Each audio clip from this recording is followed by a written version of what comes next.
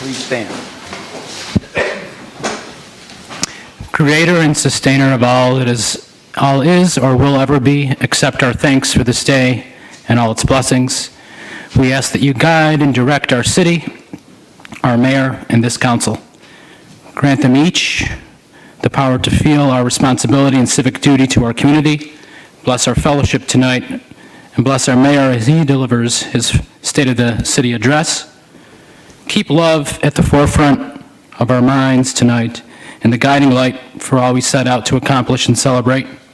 In Jesus' name, amen. Amen. I pledge allegiance to the flag of the United States of America and to the republic for which it stands, one nation under God, indivisible, with liberty and justice for all. I know. Thank you very much. And just by way of announcement, for those who haven't been with us before, in the most unlikely event that we would need to leave the building, these are our two exits here, and then there's one door from the room over to my right. In that event, please do not use the elevator, but just use the two stairs going down to the first floor and the stair out to the front. Very unlikely, but just in case, for everyone to know which way we're headed. Now, I do want to make just a brief off-the-cuff announcement. It was about a month or 6 weeks ago that we had here in council chambers a wonderful local musical group that had received a Grammy nomination. And just in case anybody missed it, Sunday afternoon it was actually announced, but in the program Sunday night, Ranky Tanky won the Grammy. They're going to bring it home to Charleston. So congratulations, Ranky Tanky. And just by way of introduction, I'm going to call on Councilmember Shade just very briefly to introduce some guests who are here from afar, who are partners with us in the Charleston 350 celebration this year. Councilmember Shade. Thank you, Mr. Mayor, members of council, Madam Clerk. Randy Draft, who y'all may know, is very much involved in sailboat racing in the greater Charleston area. And we've brought our partners from OC Sports who are here to go over the last minute details of the solo boat race that we're going to be having in Charleston in May from Brest, France. If y'all want to come up to the microphone just real quick to say a few words. But they're here to finalize the details of some contracts and other loose ends that we need to take care of. Won't you state your name for council, and he's with OC Sports, and we welcome you to Charleston. We've been meeting regularly and exchanging emails, but we're getting very close to finalizing all the details of our arrangement. So thanks for coming. Thank you for all. I apologize for my English. I will try to do it correctly.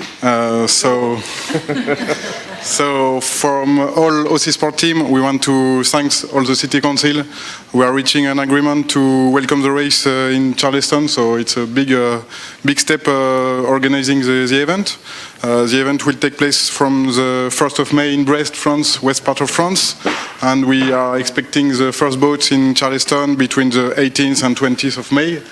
We are expecting between 30 and 40 boats, between multi-hulls, around 100 feet long. So they are going to cross the Atlantic between 30 and 35 knots speed. And we hope to share all the event with the most public here in Charleston. So thanks a lot. And so, Mayor, some of these boats are so super fast. We're meeting with Robbie Freeman at Safe Harbor this morning, and some of these boats are so fast that they're going to make them do like a circle around so the other slow boats can have a chance to catch up with just a little bit. So these are very high-tech boats and very sophisticated pieces of machinery.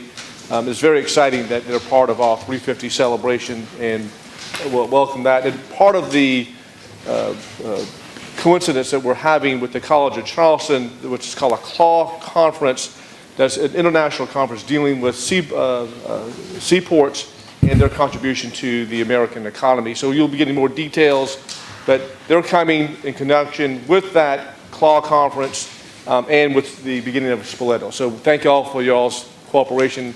Sterling has just been wonderful. I wanted to single her out, Mayor, with her work on the contracts that we've been doing with them, and we're getting very close to finalizing all this. Thank you all for coming, gentlemen. Thank you, Randy. And I offer my thanks as well, and we'll explain to folks here a little more. This is, I think most people know, our 350th birthday for the city of Charleston. We were founded in 1670, and we have a number of events planned this year, particularly telling our history and the full story of our history. But one important part of our history is our maritime connection, the history of being a harbor and a seaport. And so having this transatlantic race ending here in Charleston is just one of the many events we'll be having this year, and we're so glad to have y'all as a part of it. So again, thanks and congratulations. So next, we're going to have our public hearings. If we could get our screen up, and Christopher Morgan will come forward and present these one at a time. Now, during the public hearings, anyone can speak. If you come forward, please state your name and address, and I'd ask everyone to keep your remarks pertinent to the item at hand, if you will, and also limit your remarks, if you would, to 2 minutes. So first up is Mayor, can we take 1 and 2 together? They're the same item. We could take 1 and 2 together. They're both concerning entitlements for 7 Calhoun Street, and so without objection, we'll do that. Mr. Morgan. Okay, thank you, Mayor, members of council. Glad you're taking those two together because I have them together in our slideshow. It's E1 and E2. These both relate to 7 Calhoun. You know, just a good guess. Wow. Just a good guess. So these both relate to these properties here at 7 Calhoun Street. They're currently in the MU2 district, and they're going to a PUD, a planned unit development. They're also currently in the 3056V Old City Height district, and they would move to the 6-story Old City Height district based on the changes that have occurred on the property as per flood zones and things like that. I'll show you a few images just to acquaint you with the property, although I'm sure you all probably know it pretty well. It's at the eastern end of Calhoun Street. It's across from the dockside condominiums and also from the South Carolina Aquarium and the parking garage associated with it, and it backs up to the Gadsdenboro Park to the south, the area in gray to the south. We have some images from our comprehensive plan. Of course, it's recommended for urban core, which is our most intense district in the comprehensive plan, and that is in line with the types of uses that are discussed in the PUD. Here's an aerial image of the property: Calhoun Street to the top, Concord Street to the east, office building to the west, and of course the park to the south. And then we have a tighter view of the property itself. And then we have the overall concept that is emerging now for the Gadsdenboro Park area. This dates back a decade and a half to the Ansonboro Fields discussions and plans. And this is the PUD site that is coming forward to you tonight. You all have seen the other developments that have come in, including the Williams Terrace, affordable housing in the southwestern corner of Gadsdenboro Park. And of course, there are elements to this PUD that help to make sure that that is funded in perpetuity for its maintenance. And then the recently completed Gadsden condos that are on the southern end of the park as well, and the offices to the west that I've already mentioned there. And here's the FEMA PUD, the FEMA document that changed the flood zone on the site that necessitated the change in height district. Essentially, we are dealing with comparable height districts because the 3056V really goes up to 70 feet, and you have comparable 3650V buildings nearby, such as the Anson House, which is a 6-story structure just down the street on Concord, and of course the height of the dockside all makes, in our opinion, the changes to the height district very appropriate. Of course, the PUD itself is a mixed-use PUD that would allow for a hotel on the site, as well as ground floor retail, other residential uses within the structure, and it is very much in keeping with what has been planned for this corner. The Planning Commission recommended approval with a 5-0 vote, and of course staff recommends approval as well. All right. Would anyone from the public like to be heard on this matter, these two matters? Move for approval. Second. We have a motion to approve and a second. Any discussion? On both items, all in favor, please say aye. Aye. Any opposed? Now for third reading and ratification. Any discussion? All in favor, please say aye. Aye. Any opposed? The ayes have it. Mr. Morgan? All right, next item is on Line Street, and we'll turn to the slides for that. This is at 32 Line Street in the east side. It's a piece of property that's currently zoned DR2F, and the request is to rezone it to residential office. It is just east of Meeting Street. We have another image that shows some of the surrounding uses. This is in the urban area of the city in the comprehensive plan, so this type of use would be appropriate in the urban area of the city. Here you see a more detailed image that shows some of the surrounding uses. The subject property is outlined in the box in yellow. To the west is the Church's Chicken Restaurant. To the south is the Family Dollar. To the east are single-family and multifamily residential properties. As you can see, there is a diversity of uses in the area. Our feeling among staff was that an RO, residential office use, was appropriate here, a good transition from the more intense commercial along Meeting to the neighborhood in the east side that is more decidedly residential. Of course, in the RO district, you have to keep the residential look of a structure, and that will help with the overall character, we think, here. Just a few other images. This is a little bit tighter view of the aerial, and here's a view of the structure. It's a historic structure that has been renovated and would have some office use in it. And there we have the structure viewed from Line Street, and view up Line Street going towards Meeting. So both staff and Planning Commission recommend approval of this change. Would anyone like to be heard on this matter? Hearing none, that comes to council. We have a motion to approve and a second. Any discussion? Councilmember Mitchell? Yes, this is in the district I represent. It's on Line Street. I know exactly where I went by and take a look at it. I know it was an old housing complex at one time. And my dilemma on it, I don't have a problem with it being rezoned, but my dilemma on it, I'm losing another unit so far as housing is concerned. And that's the only concern I have with it.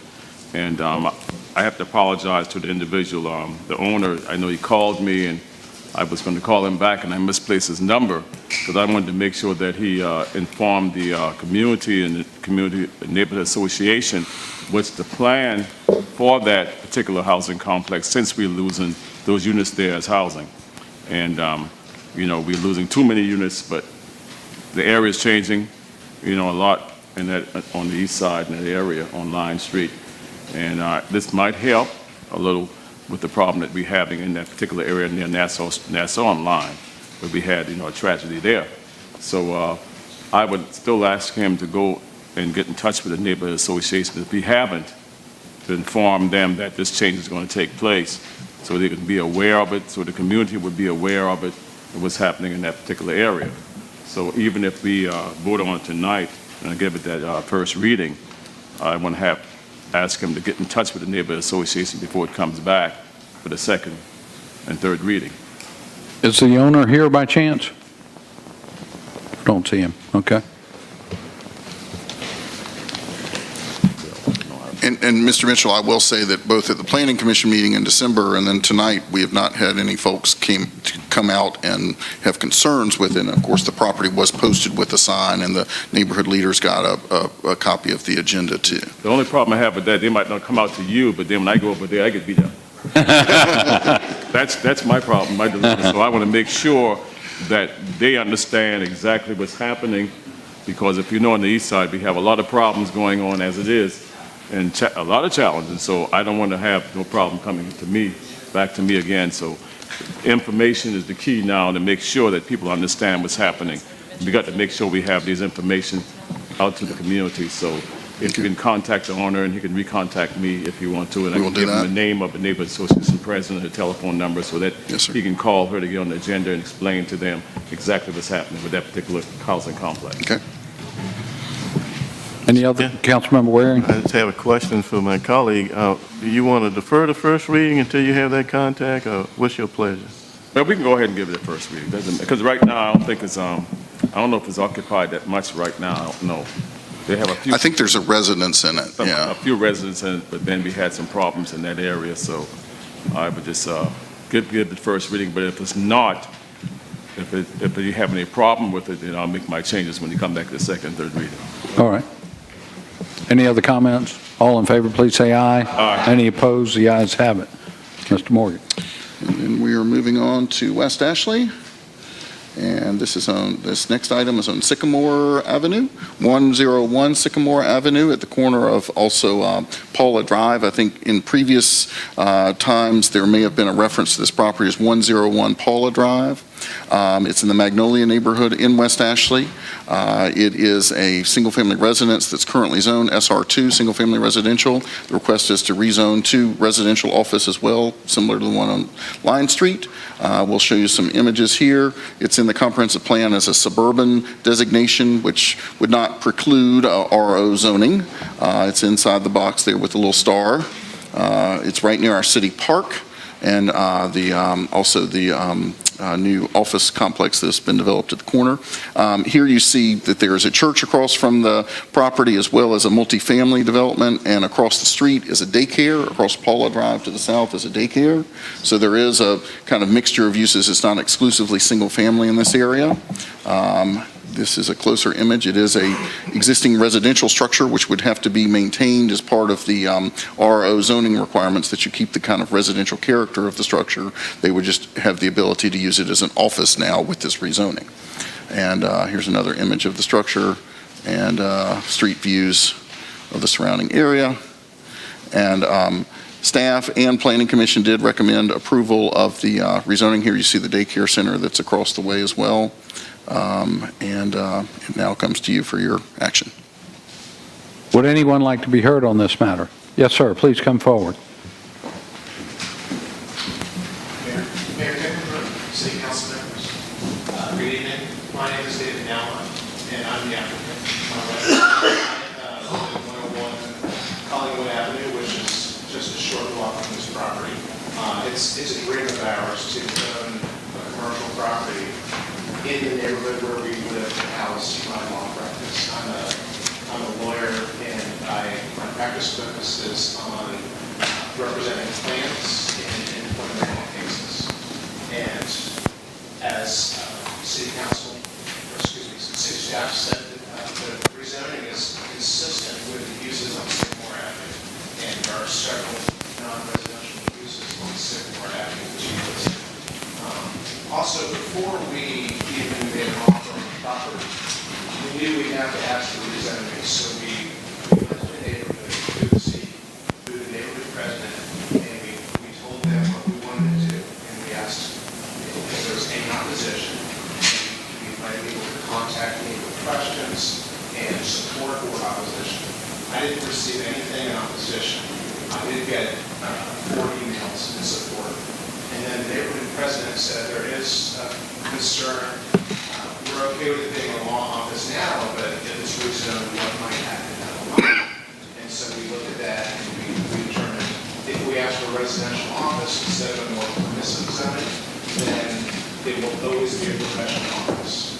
And with that, Bridget Lucy, a neighborhood president, was able to tell me, you have strong support, and you can feel comfortable moving forward, purchasing the property and asking for rezoning. I can't say it's unanimous support, but there's been no opposition expressed to me. There's no opposition to the planning commission hearing, and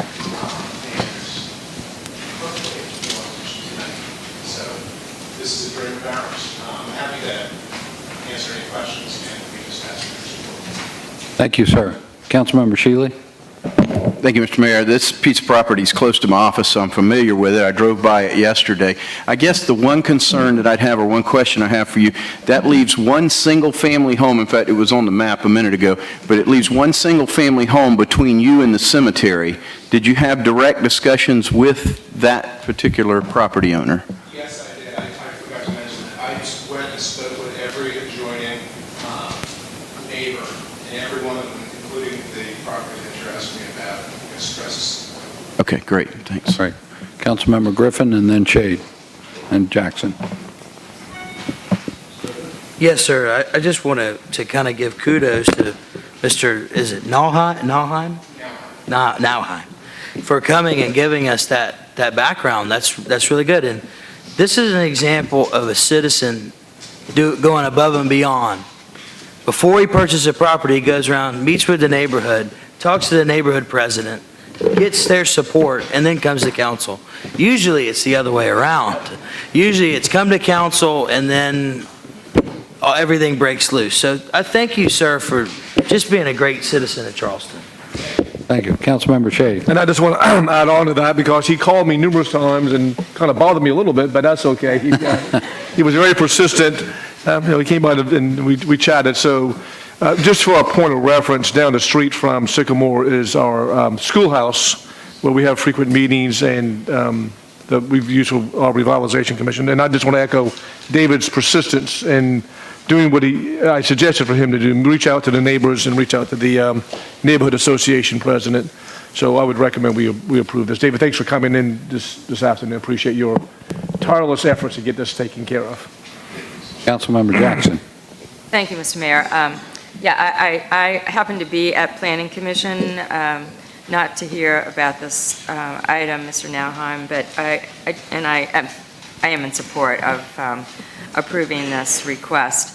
I just remember that the Planning Commission did have a pretty thoughtful discussion about literally the location of the house on the lot, knowing that it was pushed back from what is the comparable, commercial street of Sycamore, closer into the neighborhood. And what I remember about the conversation was it's all well and good to have an office use like this that's benign and, essentially non-invasive of the rest of the neighborhood that's 100% residential. But I do think that, as the Planning Commission is going to be thoughtful about individual decisions about this, that we should remember this and not always give the same type of recommendation if there are reasons to be concerned about the encroachment on a residential neighborhood. So, thank you very much. Any, Councilmember Appel. Thank you, Mr. Mayor. You may want to update your website to add zoning and land use law, because that was, and I've seen a lot of bad land use law advocacy over the years. That was very, very well done, and you're to be commended. So, congratulations. All right. Councilmember Griffin. The other thing that makes this unique to me is that you have a daycare across the street, and it's been there for a while, and the neighborhood's been okay with that. So I think this is a little bit different than, let's just say, you go into a residential neighborhood that has no commercial activity. You also have a church and a park and a cemetery, so you have a lot of people coming in and out. So having a law practice, I think, is a good added commercial activity. I was a little bit concerned of what uses you could do in a residential office, but his definition, I'm guessing in our cities, is the same. It has to be nothing but an office and can't have like a barber shop pop up or any other commercial activity. Thank you. Can I entertain a motion? I don't think we had one on the floor. Yeah, Councilmember Waring made a motion to approve. A second over the Shealy. Any further discussion? All in favor, please say aye. Aye. Any opposed? The ayes have it. Thank you, sir. All right, number 5. Okay, and now we move on to some zonings for some recently annexed properties in the city. The first is 1565 Hutton Place in West Ashley. It is a recommendation for SR1. It was R4 in Charleston County, and the nearby zonings in the city are SR1, and that matches the lot size here. And Planning Commission and staff recommend approval of SR1 on this property. Would anyone like to be heard on this matter? Second. Have a motion to approve. Any discussion? All in favor, please say aye. Aye. Any opposed? The ayes have it. Okay, then we have Councilmember Mitchell. Most of the rest of those are all of us annexation, and if you want, you can display all the different numbers, the addresses, then ask anyone if they want to speak on any one of those, because all of them is annexation. Want to take 6 through 10 together, maybe? They Right, 6 all through have 10. first readings. Is that okay with council? Okay. You want to just run through Okay. them real quick together? All right, let's see. So 6 is 758 Arcadian Way. It was R4 in Charleston County. The recommendation is SR1 in the city. The next one is E7, which is 1440 Dorset Lane in West Ashley. It was R4 in Charleston County, and SR1 is recommended in the city as well. And then the next one is 1249 Wisteria Road.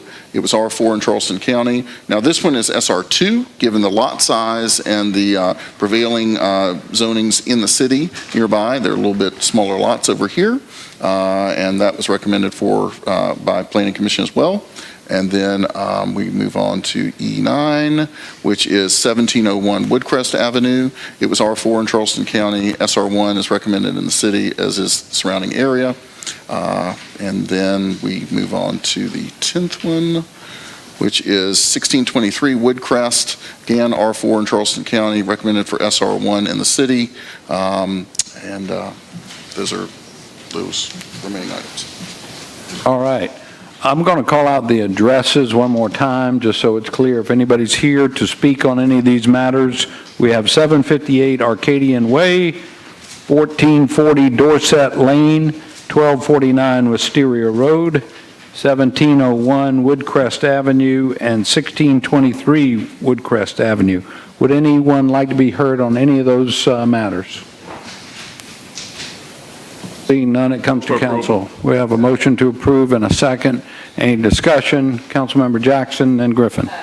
Thank you, Mr. Mayor. I don't really have a discussion other than I do think it would be helpful for ourselves and the public, for Mr. Morgan to educate us about. You mentioned that one of the properties, E8, is being recommended for SR2 as opposed to SR1 based on the size.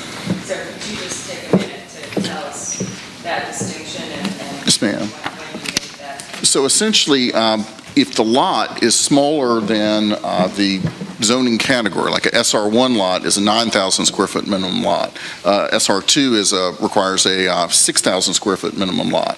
So if the lot that's coming in is smaller than 9,000 square feet, we aren't going to recommend for it to be an SR1 because then it immediately becomes non-conforming. So in this instance, we have a lot that's smaller, plus we have other SR2 parcels in the area, and so those two issues combined together makes our recommendation the SR2.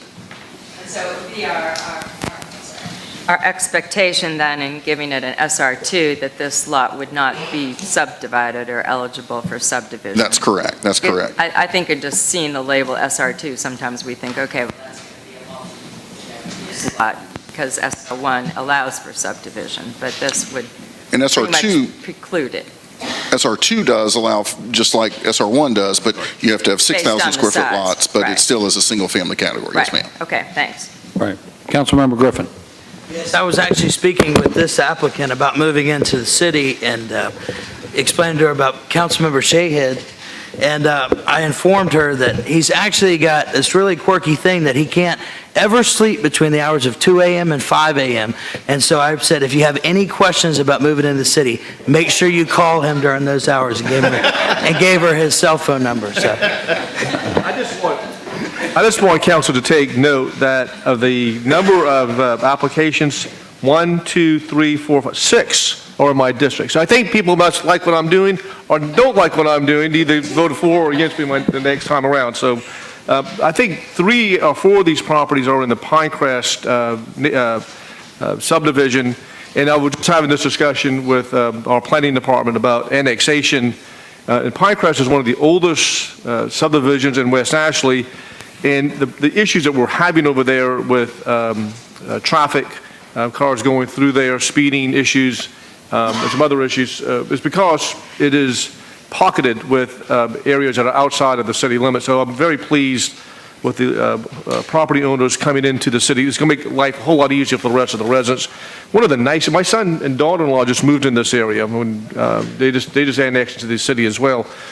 So I would urge you, because our districts touch, I think, in this area, and it's just a beautiful little neighborhood that's been sleepy, and I think people will start taking notice of this area. So, but we are going to have a push to try and encourage more annexation into these donut holes, for as you may, within these older neighborhoods. So thank you all for bringing this forward, and I'm very pleased that they're joining the city. And then don't call me at 2 o'clock in the morning. Councilmember Waring. Thank you, Mr. Mayor.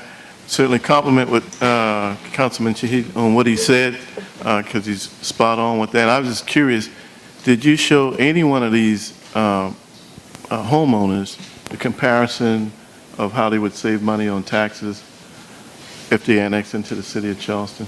That's a little-known fact that we need to get out. Great. I got her in touch with Philip Overcash and showed her that she'd save $600 a year by coming in the city. She's going right away. Listen, most people don't know that. Decades ago, that was different. But, because of the local options and sales tax, Mr. Mayor, in most cases, people can save enough money annually to go on a cruise. Right. So, and this is another one of those neighborhoods that, believe it or not, is still an affordable neighborhood. So keep that in mind.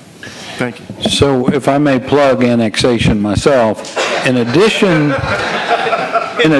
to savings on your property taxes, because we have, in essence, a special deal with Charleston Water Service that Councilmember Waring and I both also serve on the board of, you got a special deal on your water and your sewer bill if you live in the city of Charleston versus outside of the city when you're a Charleston Water Service customer. And the savings can be almost as much as the property tax figure. So anyway, we have a gentleman, this for the benefit of council and anyone else in our planning department, Philip Overcash, and he can do a little analysis for a prospective citizen property owner that wants to bring their property into the city. So feel free to contact Philip if you need that information.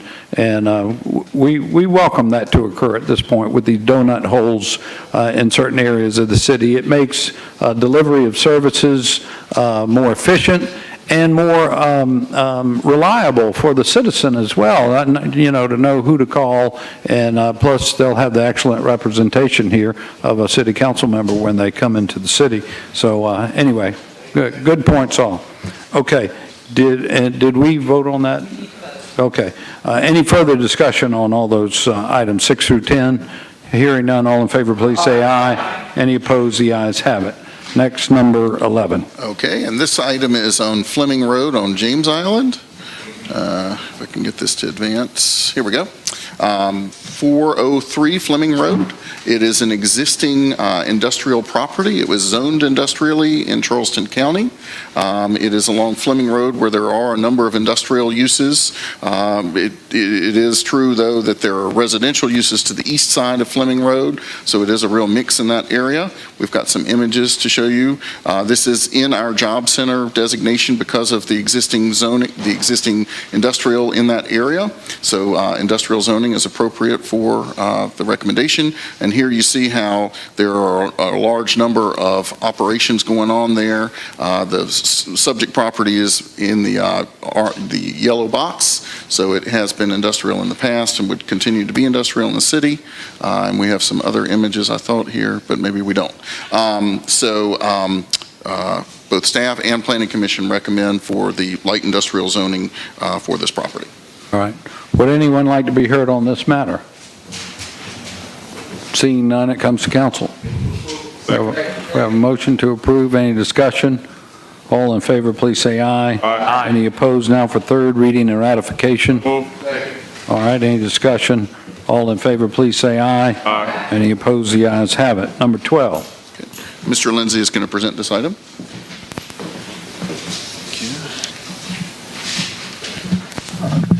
Item number 12 is related to clerical updates to the Old City Height districts.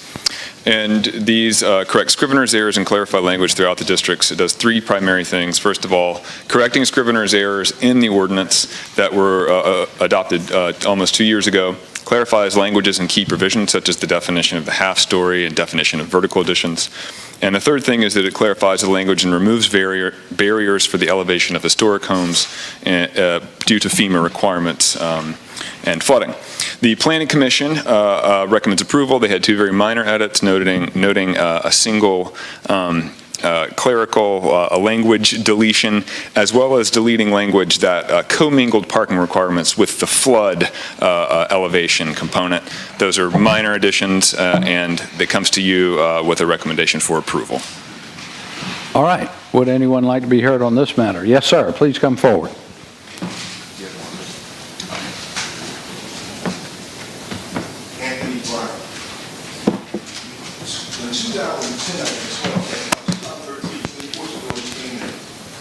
get the height restrictions increased. In 2010, I wrote, because of the government that you mentioned, these height restrictions with the income approach. It creates density, it creates money, right? So the planning doesn't consider financial hardships of any sort. It should, but it doesn't.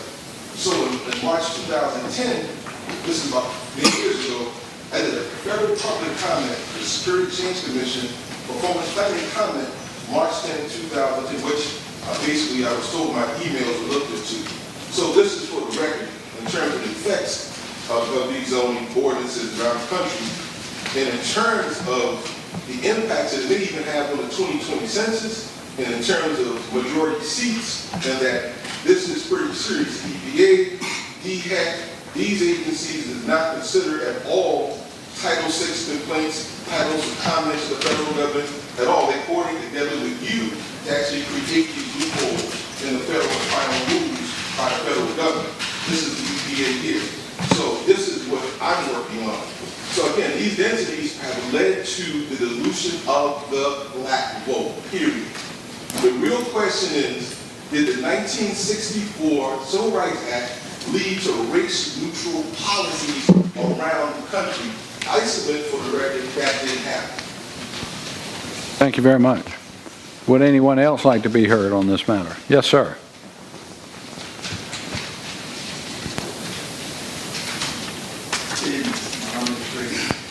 We're talking about the height of the buildings. And we know one of the reasons why most of the other little counties now, some will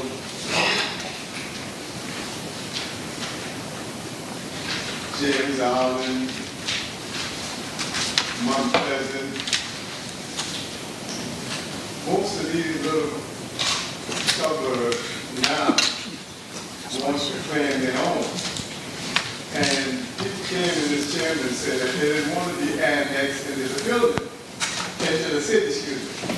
So being that they didn't want to be annexed into the city can get that tax money.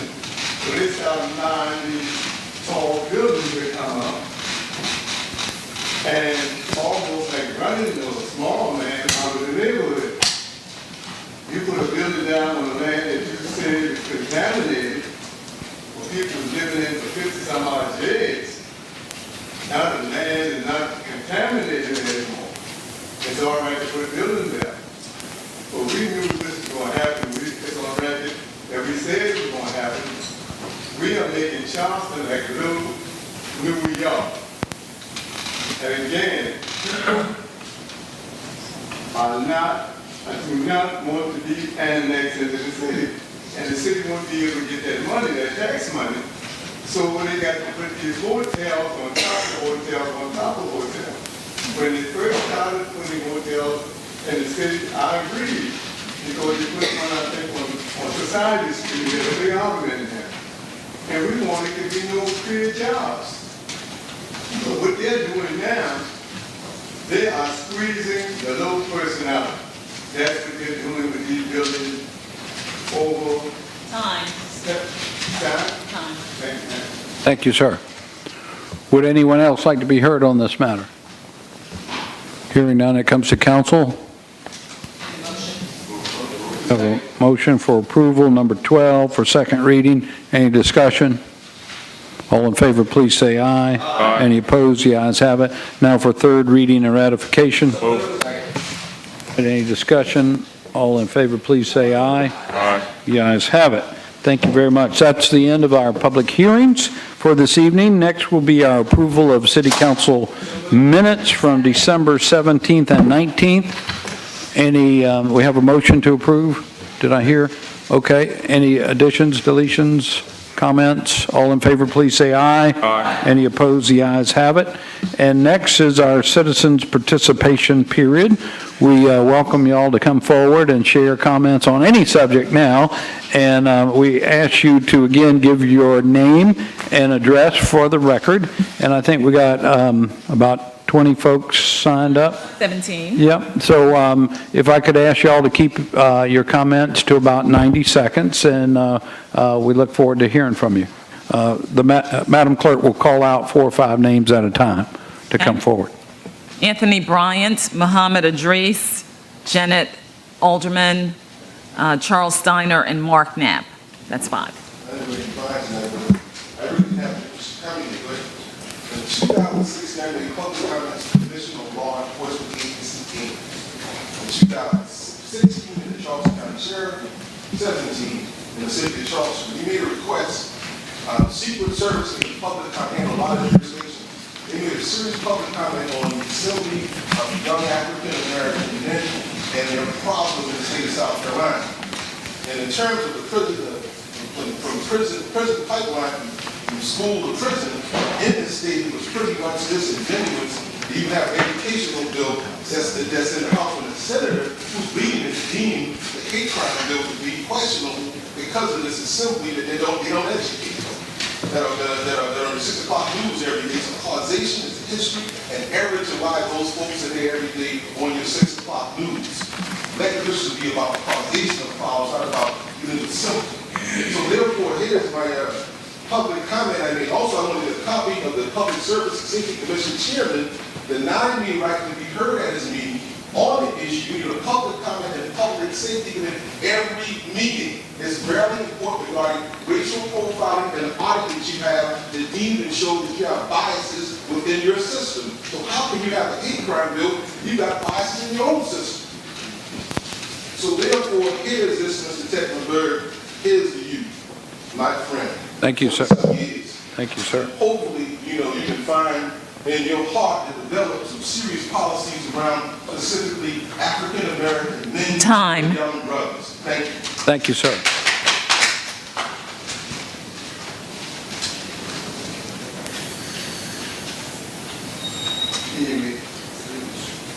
I want to thank the 10 councilmen who used the weapon of the enemy to whip the enemy and the work that you did on the 19th at that special meeting.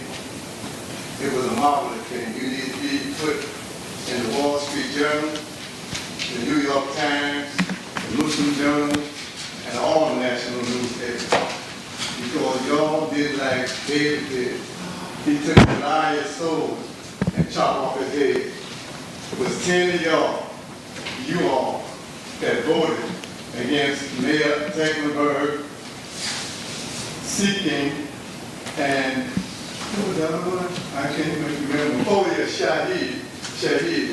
Y'all don't know how to pronounce his name. I know how to pronounce his name. But y'all did a wonderful job. And I want God the best, y'all. Y'all did like David. David took that sword up off Goliath, and he chopped off Goliath's head. Not physically. But y'all did a wonderful job, and may God continue to bless you. Thank you, sir.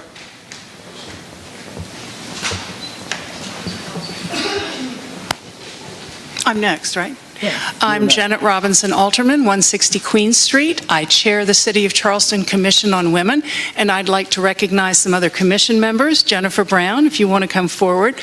Of course, our illustrious Councilmember Jackson, Janet Siegel. Our commission voted unanimously to send you a resolution to say it's time for paid family leave for City of Charleston employees. You've been hearing a lot about it. The federal government has adopted a paid family leave policy, and we honestly think this is something the city can use for a couple reasons. Number one, we have one of the lowest unemployment rates in the whole country. It's really competitive out there to get good people and to keep them. And you've referenced several members of the city employees that we currently have. We want to keep them. But let's talk about keeping up with the business world as well. Benefit Focus offers 8 weeks of paid family leave. Walmart offers 10 weeks. Boeing offers 12 weeks. And this is family leave, not just for maternity leave or adoption or the placement for a foster care child, but it also includes the actual childbirth and recovery and a serious medical condition of the spouse, the parent, or the child. And this is for all city employees of any gender.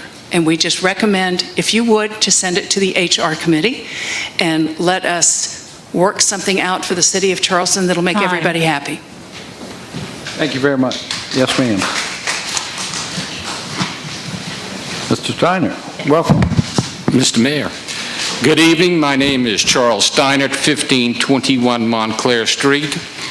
I am very proud to say that I am a native-born and lifelong Charlestonian. It's a very ever-decreasing minority in our city. But I am also here tonight as a member of the Jewish Community Relations Council of Greater Charleston, the JCRC, and a proud member of Synagogue Dor Tikva. As a Jewish resident of Charleston, we have seen the rapid rise of anti-Semitism. We have seen, as residents of Charleston, the Mother Emanuel tragedy that's beyond words. We have seen tragedies for transgender people in the city of Charleston. The city of Charleston, Mr. Mayor, under your leadership, was the first city in the state to adopt hate crime legislation, an ordinance, excuse me. We appreciate that, and we're very proud of you, and we commend you for it. Tonight, you have a resolution urging passage at the statewide level. Representative Washington, Representative Gilliard has worked on this for 10 years. We appreciate it. We urge your support, your passage. Please bear in mind that we're all governed by... Thank you, ma'am. You can finish your sentence. I can. Thank you. Just finish your remark. We have all being governed by a document that talks about life, liberty, and the pursuit of happiness. Let's let all of our citizens feel the same pleasure. Thank you very much, sir. And I'll point out that it's not just the mayor, but the council that showed the leadership in passing that hate crime ordinance for the city of Charleston. Yes, sir. Please proceed. Good evening, Mark Knapp. Couple little things just to kind of clean up some stuff. First off, item 12 in the Ways and Means agenda, you need to look at it because the way I read it is you're giving staff the ability to make a $40,000 change in the contract, which is only $98,000, the way it's reading in there. But I'm thinking it's supposed to be for the $700,000 portion. Just some semantics, just want to make sure. The other day, I read an article by a mathematician, and you know what he said? He said we shouldn't have traffic problems. We shouldn't have congestion. I haven't figured out, because the article didn't go far enough telling us what to do. But to give you an idea, I generally leave the Hardys on 17 at Sam Rittenberg. I get there usually between 5:30 and 6, and I leave, and I head north on 17. Usually get stopped at Sam Rittenberg intersection, and then I look down the road, and invariably, the light at Skylark or DuPont changes red when everything else is green. This is like the 400th time I've told you folks that we need somebody that knows how to do traffic. Obviously, we don't have anybody. Thank you. Okay, next is Susan Lyons, and then Mark, who lives on Gadsden after that. I can't make up the last name. Rebecca Fanning and Micah Gadsden. Hi, I'm Susan Lyons, 7 Gadsden Street, and I represent Groundswell, the advocacy organization in town made up of families whose properties have been repeatedly flooded or threatened with flooding. We are all threatened by flooding. I want to endorse the effort by the Stormwater Department to create a stormwater manual for our times. It will encourage our city to view... Very much. I did that yesterday. I'll do this. Got to do it twice, right? This manual will encourage our city to view development or redevelopment through the lens of flooding and sea rise, and that is the reality we must all face. Certainly, I am aware that there are builder, development, and investor interests that may resist the changes that the proposed manual outlines. They want to retain things as they have been here. But we believe that this is a time for change, a change that will protect those of us who live, work, and enjoy this city. The manual is a step toward the critical water management plan that the Dutch dialogues called for. I want to commend Matt Fountain for his elucidating presentation before the council yesterday. And I want to commend the committee who worked assiduously for more than a year to craft the document. I want to urge you to be bold today, take a step to leave the old thinking behind. I enthusiastically support adoption of this stormwater manual. I hope you do too. You may have this back. I'm Rebecca Fanning of Smith Street. I'm in the graduate program for environmental studies and public administration at the college, and I'm here as well to voice my support for the Stormwater Design Standards Manual. I'd like to recognize Councilmember Jackson for her diligence in crafting thoughtful policy proposals in advance of this manual. And I'd also like to commend Councilmember Gregory for acknowledging the lack of specific wording around environmental justice issues addressed by the manual, but I hope that if they don't appear in ink, then they will appear in practice on city-owned properties such as Harmon Field or Brittlebank Park or the wetland corridor that connects them. Finally, I would like to thank Councilmember Appel for his concerns about public misperceptions regarding the practice of filling wetlands, because if, say, 4 acres of salt marsh were filled downtown, taken out of the public trust and developed on top of, they would be compensated for in freshwater wetland upstream in Somerville. However, freshwater wetland is much more susceptible to invasive species coming in, and it doesn't serve as many community members. So I hope that the Stormwater Design Standards Manual will be adopted as soon as possible, and that in advance of it, that the city crafts their land management practices towards it immediately. Thank you. Thank you very much. Yes, sir. Hi, my name is Mark Bloom. I live at 7 Gadsden Street, and I represent Groundswell, and I echo Susan Lyons' remarks, and I promise not to drop the microphone the way she did. I actually have read some of the stormwater manual that Matt Fountain and his team put together, the excellent job they did. And I'm a layman. I don't pretend to understand it all, but I do understand what stormwater has done to this community.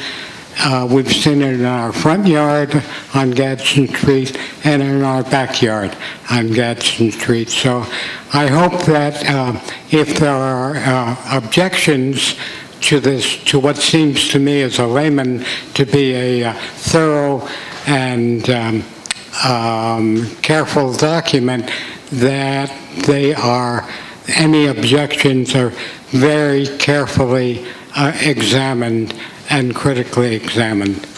Thank you.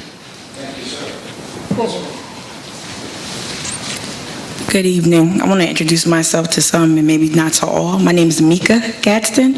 I'm an area activist, and I'm here to speak for, I'm here to stand for the citizens of Back to Green, also known as the Gadsden Green community. My peers are going to come after me and give you more science and more statistical proof to what we're asking you all to do, which is to stop, take a moment, stop listening to West Edge, and start listening to grassroots leadership on the issue of filling the Gadsden Creek. I'm urging you all to exhibit courageous leadership and stop the injustices that have gone on since way before the 1940s. A lot of you already know the issue, you already know the opposition. What I want to do, I never like to kind of tip my hand, but what I want to tell you is that I have every intention of using every resource at my disposal to galvanize the people of Gadsden Green. And our victory might not look like completely stopping West Edge and all of the commercial interests and all the interest that and the money that's there. But our victory will be substantial. I also implore you, with so many cameras about to descend on Charleston, with so much attention from around the globe about to descend on Charleston this month, I implore you to act with courage, to meet with us, and to question what you're being fed by the West Edge Development Group. We know right now that a lot that they have already drawn up has not met the compliance of the Stormwater Manual, and I'm going to let my peers fill you in on that. But we know for a fact there are several items that don't meet the standards of the Stormwater Manual. I ask you to listen. This is a justice issue. This is a racial justice issue that has gone on for generations. We need courage.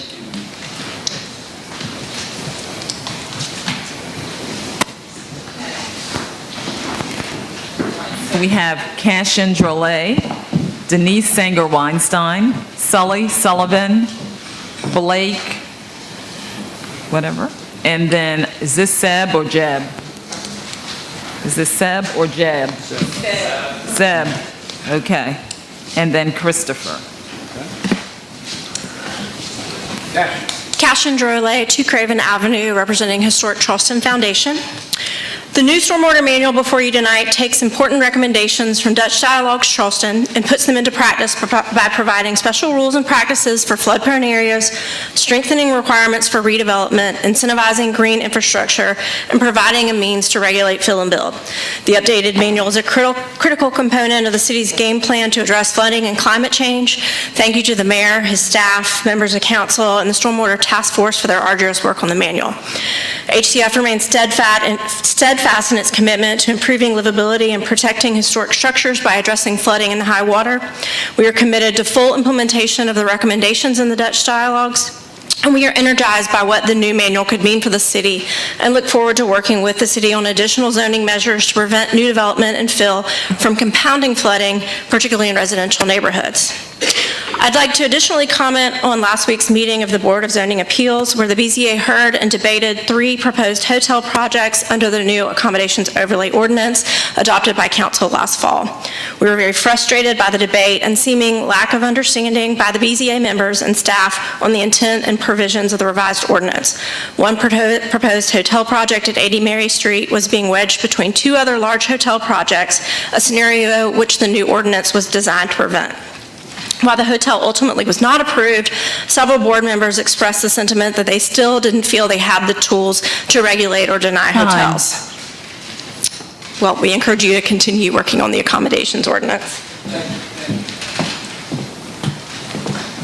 Good evening. My name is Denise Sanger-Weinstein, and I live at 918 Billfish Court, and I'm an ecologist. You get closer to the mic. Sure. I'm an ecologist that has focused on coastal development and the health of our harbor here in Charleston for the last roughly 20 years. I want to commend the city for drafting the updated stormwater manual.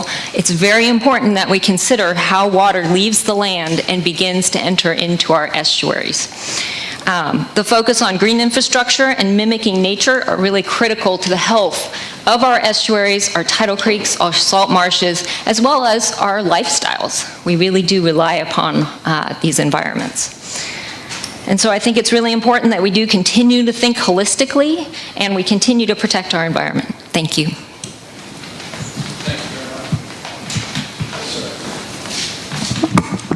A little taller than most people, sorry. Hello everybody, Sully Sullivan. I'm going to put my notebook down because I'm nervous a little bit, but I live at 1404 Holt Street. I've been here for about 20 years, and I think everybody's probably had about enough with the development that's been going on here. If it's not obvious that we're sinking and putting more developments everywhere is an issue, I'm not sure what else we should be talking about, but the stormwater development plan that's been talked about is in a direct contradiction to filling Gadsden Creek. Ross, the other night, you might have said, it's not like they're filling creeks. It's exactly what West Edge is trying to do. You know, we're all about celebrating development and all this stuff. There's a better way to do it, to inspire everybody that lives in this city. We don't have to just have hotels with a bunch of rooms and developments with affordable housing that doesn't exist for anybody. $2,700 a month for a room is not affordable for anybody. You love celebrating the African American community when it comes time to winning a Grammy. When it comes time to stepping up to the plate and displacing all of them, you turn your heads. You look at your phones when they're talking. I'm tired of it. I didn't move and stay in the city for 20 years to live in a homogenized society full of people that look just like me. Everybody inspires me, and I want to be in a city that invokes that change and that progression. And I'm wearing a suit tonight. You've got 4 years. Ross, you know I've lived here for 20 years, and you know I know a lot of people. I'll gladly step up to the plate and run for mayor and help make the change that I want to see. So if that's the case, I'll see you next time.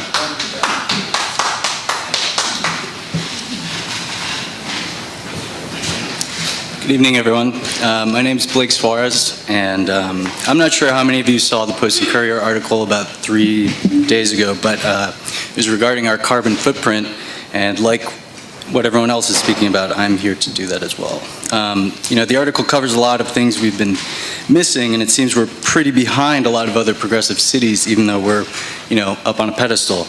We're missing out on a lot of things to ready ourselves in this changing climate. The article gives a surface explanation of some of the flooding, including costs, $64 million on the low seawall, $200 million on reducing flooding at Septima, but this doesn't even really cover the other areas, like Gadsden Green, where the West Edge development there is exacerbating the issue by elevating the surrounding area. And they're blaming Gadsden Creek. But our marshes and our wetlands, they were designed by nature to function as natural sponges. And this prevents flooding, which just completely, dispels their West Edge's argument that, it's encouraging flooding. I know the city spent quite a bit of money on these Dutch dialogues, and they suggest beautifying and reviving Gadsden Creek with our future plans. And I think we should listen to them instead of filling it.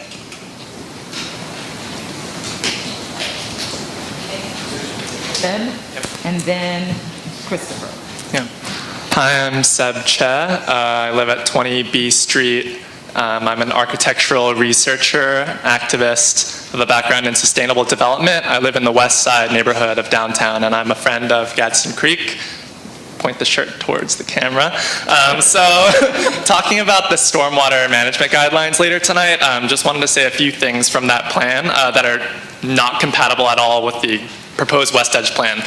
So in section 3.5, redevelopment requirements, the plan, it requires reducing impervious cover, reducing total stormwater runoff, and reducing stormwater peak runoff rate.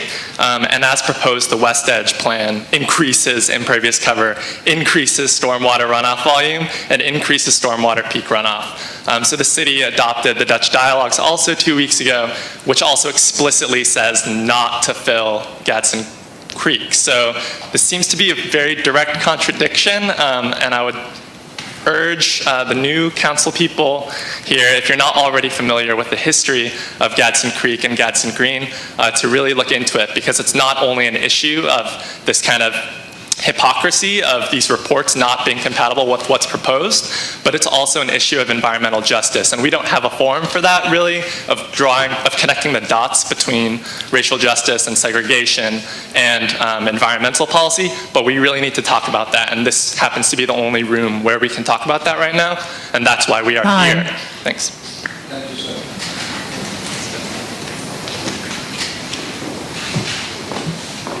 Cool. Howdy, y'all. I'm Christopher Shue. I live over on Bufane Street. I'm here to talk about some of the stuff that's in the Dutch dialogues and exactly how it conflicts with the development that's planned over in the Gadsden Creek area. So that development is currently awaiting approval from DHEC. It's by a company called Gateway, if anyone's not familiar. And it's to fill in and pave over the Gadsden Creek, which is one of our last natural creeks. On page 205 of the Dutch dialogues, it says explicitly, the Dutch dialogue teams cannot recommend the filling or impairment of Gadsden Creek or its drainage functions. The creek should be beautified and its functions enhanced. Not only are we permitting this development, but we're also encouraging it with TIFs, which, put a lot of the infrastructure burdens on us taxpayers. Yeah, and also just as part of our history of Charleston working against nature instead of with it. If we want to do something about stormwater and we want to continue to live on this beautiful peninsula, we have to consider our behavior towards the people that live here and towards nature, and yeah, stop filling creeks. Thank you very much. All right. Was everyone That's on it. Yes. Yes, all right. So thank you all for being here and participating and sharing your comments with us. Next, we have our participations and communications, which involve appointments to a few of our boards. Before we entertain a motion, I would like to share with you that later in the program, under first readings, we'll be considering an ordinance change that would allow for the establishment of alternates on our planning commission. That has not been discussed yet, it has not passed yet, and hence I would respectfully ask that under the planning commission nominations or appointments that we defer voting on alternates until we have a discussion on that ordinance change, which establishes whether we're going to have an alternate or not. So at this point, I would just entertain, a motion on the commissioners themselves. So with that intro, Councilmember Griffin. Could we just move that item up and vote on it now and then take these? Well, I mean, we just have the three items here. It doesn't matter to me what order y'all want to take them in, but... take first reading now, right? We just give the ordinance first. Oh, I see, but the only catch to that is that it really requires three readings to be finalized. Oh, okay. And so I think we'd be better off just deferring the two alternates and coming back to them at the meeting where that ordinance change gets approved or not. Yeah. Okay. So first up is the Board of Zoning Appeals. Mr. Morrison has been nominated. All right. Any discussion? All in favor, please say aye. Aye. And next are members of the Bicycle and Pedestrian Advisory Committee. Any discussion? All in favor, say aye. Aye. Any opposed? The ayes have it. And finally, the Planning Commission, the three members. We have a motion and a second. Any discussion? All in favor, please say aye. Aye. Any opposed? The ayes have it. Thank you very much. So next is our council communications. We have first receipt of the Commission of Women's resolution on paid family leave. You've heard about it already, but I call on Councilmember Jackson to introduce this. Thank you, Mr. Mayor. I am very proud to, first of all, be a voting member of the Commission on Women. And I'm also very grateful to our chair, Janet Robinson Alterman, who is here tonight to give you her thoughts on behalf of the commission, as why we are eager to put this forward through the process of having it reviewed by the Human Resources Committee and Finance, as we would consider this resolution. So I would like to, encourage any of my colleagues to discuss their thoughts now as we're allowed to do under this council communication. But before I do that, I would really like to read the commission's resolution to the council into the record, if you would indulge me to take that little bit of extra time. So it reads, it will be a resolution by the Charleston City Council to adopt a paid family parenting leave policy to provide paid leave for certain qualified city employees, and it's recommended by the Commission on Women. Whereas the Family and Medical Leave Act, which was passed in 1993, only guarantees the qualifying workers can take up to 12 weeks of unpaid leave in 1 year to care for seriously ill family members, their dire health needs, or newborns without loss of employment upon return. And I think I read, it only guarantees that they can take the leave. Doesn't say anything about being paid. Whereas the United States is the only industrialized nation that doesn't provide universal leave to accommodate new parents and those with ill family members who temporarily leave jobs to become caregivers. Whereas Congress passed and the President signed into law a 12-week paid family leave policy this past December of 2019. Whereas providing workers with paid time off to attend to the health and needs of their family members will ensure a healthier and more productive personnel in Charleston. And whereas this policy will have a positive effect on the public health of the City of Charleston employees by increasing employee retention and better recruitment of candidates for city positions. Now therefore, be it resolved by the City Council of the City of Charleston that the city's program of paid leave parenting will provide city employees of any gender with up to 8 weeks of full income when they take time off from work upon the birth, adoption, or foster placement of a child, and/or for the biological mother's pregnancy and childbirth recovery, or to help care for a child, parent, or spouse with a serious medical condition. The City of Charleston shall provide paid family parenting leave to employees meeting the criteria of Section 1 at the rate of 100% of their then prevailing salary. To be eligible for parenting leave, regular and appointed city employees must have been employed by the City of Charleston for at least 6 consecutive months immediately preceding the commencement of the paid parenting leave. And it goes on to list out a few other criteria by which people would be eligible for the leave. And the last paragraph is, be it further resolved that the Human Resources Director is hereby directed to promulgate a formal policy of paid family parenting leave consistent with this resolution by July 1, 2020, and that such policy shall be included in the personnel handbook for city employees. So that's what I would appreciate you all taking under advisement, and any sort of discussion that you would like to have about this.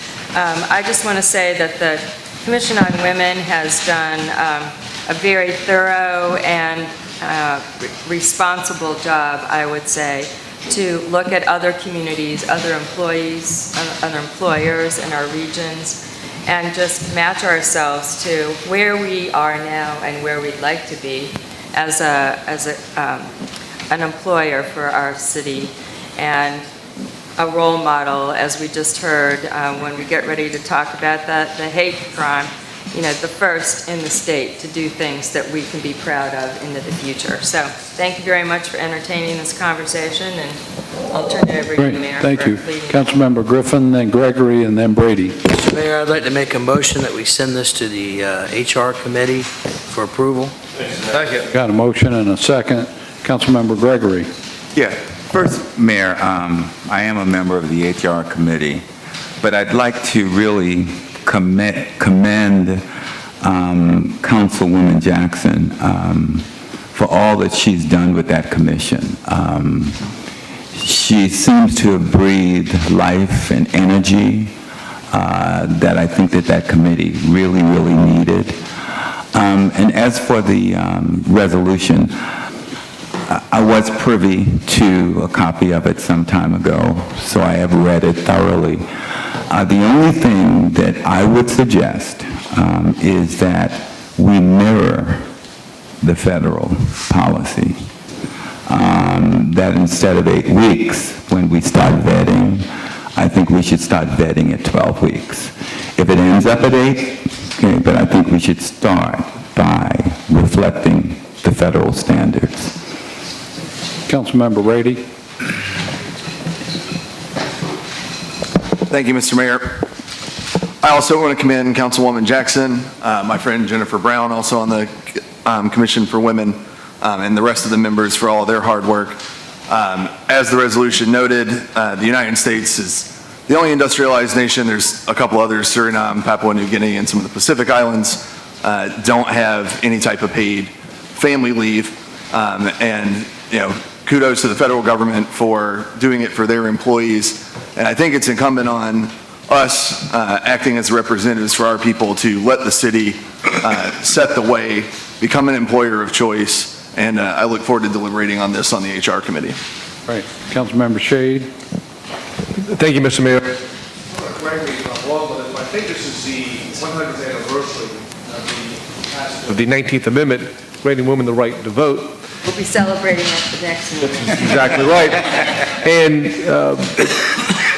my ignorance is I'd assume we already had this in our ordinance, and we don't. So I'm glad this has been brought to our attention. I will echo Councilmember Gregory's comments that we look at the federal, because I'm more familiar with that federal leave, family leave, and what it does, it's not applied just to folks who just gave birth to a child. Councilmember Picio just adopted a 14-year-old, and I can imagine how that would impact her as well. As a side note, just a quick plug, the 350 Commission has made it a priority that we recognize the role of women in the city of Charleston. And there are historical women who we have not taken full measure and account of their contributions to our community. And some of the stories I've heard in this process is amazing as to what they have accomplished for us. So this is just a step in the very right direction. And this family leave is going to apply across for all of our members of our staff and employees. And so let's get this thing done and get it done as soon as possible. Councilmember Shealy, did I see your hand up? Councilman? Yeah.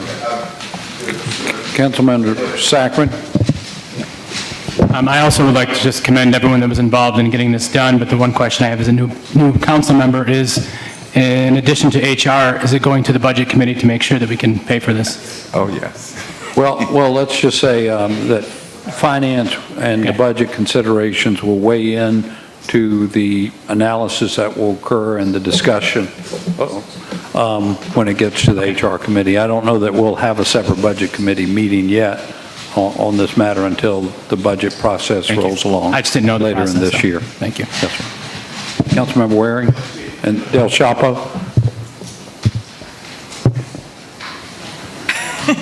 Thank you, Councilmember Gregory, for wanting to extend this even longer. As Councilmember Shade said, yeah, I just became a mom. And to a 14-year-old, and it does not matter if they are brand spanking new or if they're 14 years old, it is your biggest joy and the most overwhelming. Sometimes it feels suffocating, and everybody congratulates you, and everybody says how proud they are of you, and they, dote over your child, but the people who don't care are the bills. And it's nice to know that that can still be taken care of, that you can take the time to still form a family bond. And for foster care placement to also be introduced into this is huge. I'm very familiar with foster care. I adopted my little girl through Department of Social Services. So she spent a major portion of her life in the foster care system. And it is not uncommon for a foster parent to get a child in the middle of the night. So imagine you get a child in your home and they come to you with garbage bag, and that's all of their belongings are in a garbage bag. And then you've got to try to get up and go to work the next day. That's a lot to ask of someone, especially when to open your home to be a foster parent is immense. And there is a dire need for foster parents in our area. We need about 450 homes to open up and welcome foster children. That's the situation we're currently in. And if this encourages one city employee to become a foster parent, in my mind, it's more than paid for itself. So I think this very much deserves to go to HR, which I am happy to be a part. And I'm a single working class mom, and boy, do I understand tax dollars, and never would I want to squander a tax dollar. And I appreciate the sensitivity around how much this will ultimately cost. But I think when you do a cost-benefit analysis, the benefit of this far outweighs any cost encumbered upon it. Thank you for those comments. And I want to share with you that Councilmember Del Chapo's daughter Destiny took a step right into city government by participating in the Emancipation Day Parade on a New Year's Day. She was into it. She was a little uncertain at the start, but by the end of the parade, she was smiling. She was right. And she's a welcome part of the city family already. Councilmember Waring. Thank you, Mr. Mayor. I want to piggyback on what Councilman Saccharin said about bringing this forward to the Budget Committee, and obviously our CFO as soon as possible will work in conjunction with, obviously, HR. You, with your leadership, as well as council members on the Budget Committee last year, we have hit these high hurdles before. How do we pay for it? And we had a high turnover rate, and we worked with improved pay raises. We've worked with improved retirement, obviously the big retirement number that the state sent the unfunded mandate on the state pension program, which was, I had black hair before we had to work on that one. So the truthful part about it, the more lead time we have, and what, 12 months, 12 weeks. Scratch that, no 12 months, but 12 weeks. Still got to work every now and again. 12 weeks would cost, and 8 weeks will cost, and I don't want anybody to think, well, obviously, the politicians will decide on the lower number. That didn't happen in the pay raises, remember? I mean, we looked under stones, and we got the higher amount, that's right, the higher amount that was proposed by HR and also the CFO. But the more time we have, the more realistic we can find where the dollars will come from. So I think it takes a conjunction of both, obviously HR and our CFO and the Budget Committee being involved at the onset of the budget process and not the end. Thank you. Right, and in addition, last year we added the city provides paid short-term disability insurance, which I kind of view as a first step to what we brought forward here tonight. Councilmember Jackson. Thank you. I really appreciate everyone's support, and it's obvious to me that you all have been thoughtful about this. Before we brought you this issue, I know you've been, faced just in the news about these considerations. So I really look forward to taking it to the HR committee. I'm privileged to be new on the committee myself, so we'll have a very holistic process. I know that Ms. Wharton is already thinking about these things, and I don't have any documentation in front of me to refer to now, but I know as the commission members were researching how we can match ourselves to what we thought would be comfortable comparisons around the coastal region. We also found out by anecdotally and talking to other employers that realistically it's not a huge budget impact to make a decision like this. But we'll be looking forward to putting that into a more diagrammable, set of facts for you all and bringing it forward to the council. I just have to give my new colleague, Councilmember Del Chapo, my admiration and my thanks and praise. I know that our commission has been, saying our prayers to have more females on the City Council in this era, but I don't think we ever envisioned having somebody who would literally be, the epitome of the kinds of support and taking care of women's issues for our city, right here, sitting across from me. So thank you so much for that. Councilmember Seeking. Just very briefly, Mr. Mayor, thank you. So many things have been said about this, all of them true. One of the things, and Councilmember Jackson just touched on it, is this will have a very minor, if any, impact budgetarily for the city.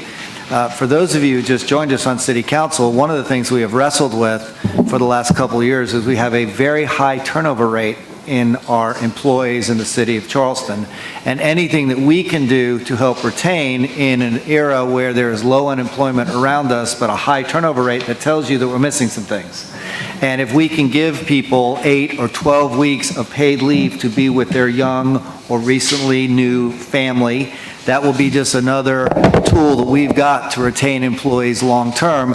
And if someone goes for 12 weeks and comes back, rather than leaving and not coming back, that's cheaper for us than if we have to go replace somebody, train somebody, lose that productivity forever and all that knowledge. So this really fits in with all the things we should be doing in the city of Charleston to help and honor our employees, and it will ultimately be a benefit to us in terms of the human resources part of it, which is the most important, but both, I think, economically. And I'll be interested to see when it comes from human resources if you can quantify that. And I bet we have enough now exit interview information for reasons people are leaving us to know that this is one reason that we'll be able to retain people. So go get them. It's going to be some work, but I think in the end it'll be positive and beneficial. So thank you. All right. Councilmember Gregory, and then let's call the question to send it to the committee. Mr. Mayor, I guess I didn't state it correctly. I want to amend it, the resolution, to change the 8 to 12 weeks. It would be great if I can get a second and All right. Any other discussion? All in favor, please say aye. Aye. Any opposed? The ayes have it. Next is a resolution urging the South Carolina General Assembly to adopt H3063. Thank you for the motion. I myself would like to shout out to Representative Wendell Gilliard, who has been carrying this this torch for a while, and we all attended, a number of us attended together Synagogue Emmanuel, an amazing gathering just a few weeks ago, and that led Councilmember Waring to bring this motion forward, which also, we get a little out of sync here, but also was at the Public Safety Committee this afternoon. So I'm going to call on both Councilmember Waring and then Councilmember Shade. Yeah, I will. And after your introductory remarks, I want to call on Chief Reynolds to give us an update on our own hate crime bill. Mr. Mayor, if you have a different order, just go ahead and do it. All of us going to get a chance to speak. If you want to come forward, that'd be fine.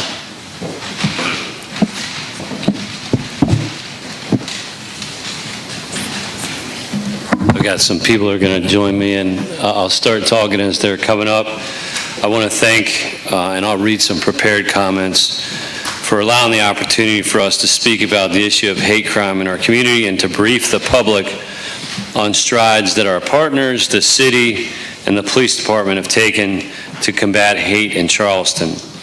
Some of the people here with me are Darren Calhoun from the Avery Center, Brandon Fish and Charles Stein from the Jewish Federation, Chase Glenn from the Alliance for Full Acceptance, and I'm sure I'm missing some people, some folks from our department, Lieutenant Tony Crutella, Chelsea Taylor, and Terry Cherry, who's been an advocate. I want to express my sincere gratitude for the support of these organizations in this, and I would also like to recognize those with me from our department who have done a lot of things in the community and building partnerships. While we have much work remaining to address hate in our city and the state at large, these partnerships are strengthening our footprint, and together we're preserving and presenting a united front against hate of all kinds. As the country experiences an uptick in hate crimes, the Charleston Police Department continues to remain vigilant in their commitment towards taking the necessary steps to ensure these types of incidents are accurately reported to the South Carolina Law Enforcement Division. Hate-motivated incidents reported to the FBI increased in the state of South Carolina from 123 in 2015 to 436 in 2018. Similarly, an increased reporting is a positive thing. Through officer training on identifying hate bias incidents and improving reporting procedures, the Charleston Police Department enhanced their capacity to capture hate bias incidents within criminal conduct. The department's progress in identifying, tracking, and reporting hate bias in the city will certainly increase the number of reported hate bias incidents due to previous underreporting. Studies show that less than 50% of hate crimes are actually reported to the police. The CPD reported 6 hate bias motivated incidents in 2019 occurring in the city, and the department will continue to appropriately report those incidents and plans to continue to build partnerships with community stakeholders who wish to stand in unison, as we here are standing today, against hate. We are implementing the Safe Place Initiative, which is a sticker signage program being implemented around the city. Local businesses and organizations that support these efforts will have the opportunity to visibly display their support for the LGBTQ community and work closely with the Charleston Police Department in an effort to encourage reporting and reduce anti-LGBTQ hate crimes. Participating entities will serve as locations supporting safe and secure places for victims to go when they experience crime, discrimination, or harassment. Calling 911 and waiting for police to respond is imperative for suspect accountability, reducing crimes of hate, and demonstrating a citywide no-tolerance policy towards any types of discrimination. Already, 65 businesses and organizations in our city have been trained and agreed to display the Safe Place sticker in their establishments' windows to actively stand up to hate. We applaud these efforts, and I look forward to continuing this good work with our local business and patrons. Since 2018, South Carolina has lost 4 transgender women of color due to this type of hatred, homicides. Tonight, we voice our support for state hate crime legislation. We're thankful for the mayor, for the council, and for a community that supports this discussion. And with a loud voice and unity, we recognize all vulnerable groups to the interest of public safety and security. And that's why we stand here, and I'm thankful for the opportunity to support this resolution. And this is kind of our 2019 report out based on the ordinance that was unanimously passed about a year ago in the city. Thank you, Chief. Councilmember Waring. Thank you, Mr. Mayor.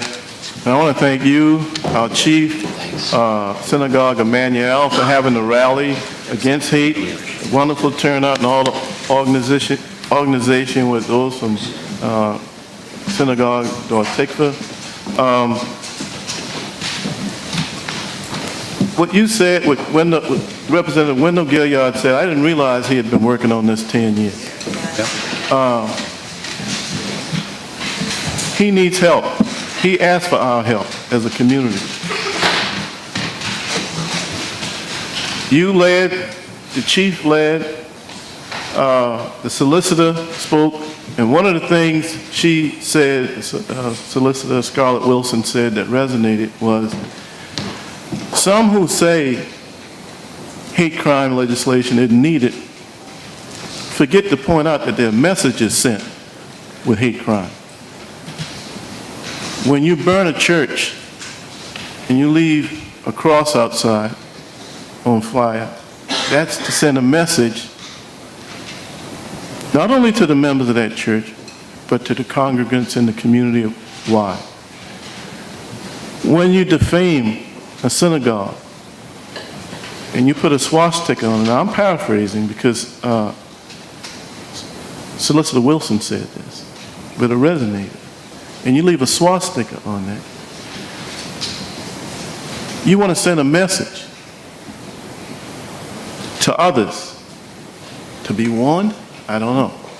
But it's not a message of encouragement. It's not a message of love. It's not a message of inclusion.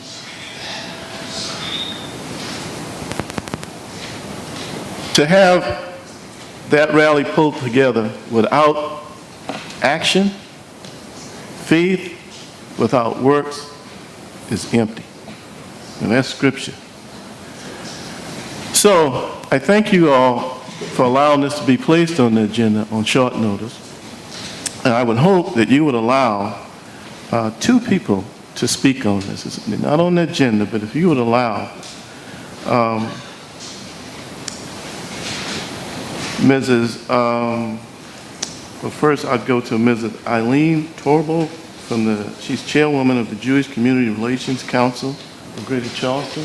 And she would come and give just a couple of minutes talk, followed by Rabbi Michael Davies of Tikva. I'll yield some So of my I welcome y'all to come forward. I will advise that we go live at 7 o'clock on Channel 4 with my very brief remarks this year. They're only allowing me 10 minutes. Okay. And I thought that we would take a 5 or 10-minute break prior to 7 o'clock. So could I ask y'all to make your remarks, and then and maybe we go ahead and vote on the resolution, but after the State of the City remarks, which certainly the floor would be open for additional remarks. Please come forward. Thank you. No, thank you. I'm Eileen Turbo with the Charleston Jewish Federation, chair of the Jewish Community Relations Council. Thank you so much for letting us speak today, because it is time for South Carolina to have a hate crime law. It is inexcusable that we are one of 4 states in the nation that doesn't have a law on the record. You heard the chief talk about all the reasons that it helps him prosecute when he has guidelines to go by, so I won't go into that. But I do want to point out that hate crime does not have boundaries. We talk about the hate crime against Jewish people, anti-Semitism. But did you know that from the FBI in 2018, we saw the deadliest attack of anti-Semitic hate in history when 11 people were murdered in their synagogue? Just in December, we had at least 3 attacks in New York where Jewish people were murdered, one in a home of a rabbi during a Hanukkah celebration. But also we want to know that nearly 50% of race-based hate crimes are directed toward African Americans. Hate crimes directed at the LGBTQ individuals increased by 6%, but a significant 42% increase in crimes directed against transgender individuals. And you heard the police chief talk about here in Charleston. Anti-Hispanic hate crimes increased 14%, the 3rd straight year. So there are no boundaries, and we need to take action now. Hate crimes are underreported for many reasons, including the fact that reporting to the FBI is optional. Hate crime mandates are important tools for law enforcement. Data collection efforts have increased public awareness of hate crimes and prompted improvements in the local response of police. We need to take a priority to make this happen, because hate crimes have a special emotional and psychological impact on the victims and the victims' communities, and we know that firsthand here in Charleston. Our Jewish values drive us to seek this law, not just for ourselves, but in support of our friends and our neighbors who are being targeted, because Tikkun Olam, heal the world, is what we live by. Thank you so much. Thank you so much. Thank you. Rabbi?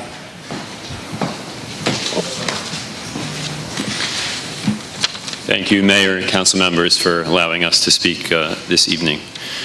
Hate crime legislation has unfortunately become more necessary in recent past than almost ever before. The divisiveness with which so many are indoctrinated today creates an atmosphere of contempt, which in more and more instances leads to horrible actions with tragic results. Eileen mentioned the events that took place in New York and New Jersey, very close to where I grew up, and it's very close to home. And I recall, and we all recall here, Mother Manuel, shortly thereafter, in the aftermath of the tragedy, we as a congregation placed a table in the then Jewish Community Center's lobby with empty chairs and Bibles in memory of those whose study was silenced, because it affects us all. When the shooting in New Zealand occurred in multiple mosques, I and several other members of the community, the Jewish community and beyond, attended services at the Central Mosque of Charleston to show our solidarity, just as they had shown up for us after the shooting that took place in the Pittsburgh synagogue. This aversion to hate goes much further back. It goes back to an adopted prince of Egypt named Moses, who, when he sees two of his Hebrew brethren squabbling, he asks, "Evil one, why do you raise your hand against your fellow?"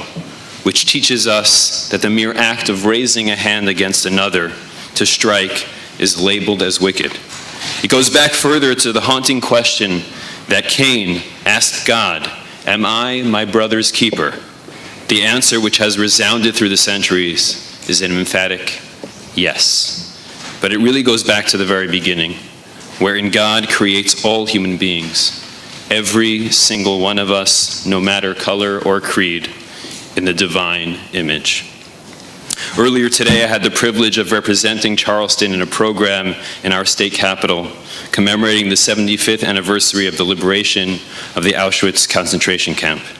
It was a powerful program that yet again reminds us of what happens when hatred and bigotry go unchecked. On the cover of the printed program for the event is a quote by Simon Wiesenthal, Holocaust survivor and Nazi hunter, that says, "For evil to flourish, it only requires good men to do nothing." I commend you, Mayor and City Council, for your consideration, good men and women who are doing something. And I especially thank my council member, Councilmember Waring, for bringing forth this resolution. Thank you. Thank you very much. So I would like to read the resolution into the record, and we are running out of time. Do y'all mind if we go ahead and adjourn? I make a motion that we go and adjourn. Sir? What you want to do first? To approve the resolution? Y'all want to vote on it before we adjourn? All in favor, please say aye. Aye. And I will read it in the record after my State of the City remarks, if y'all would like to stay. I'd love for you to stay for the State of the City remarks. We'll take about a 7-minute break, and we're going to be live at 7 o'clock.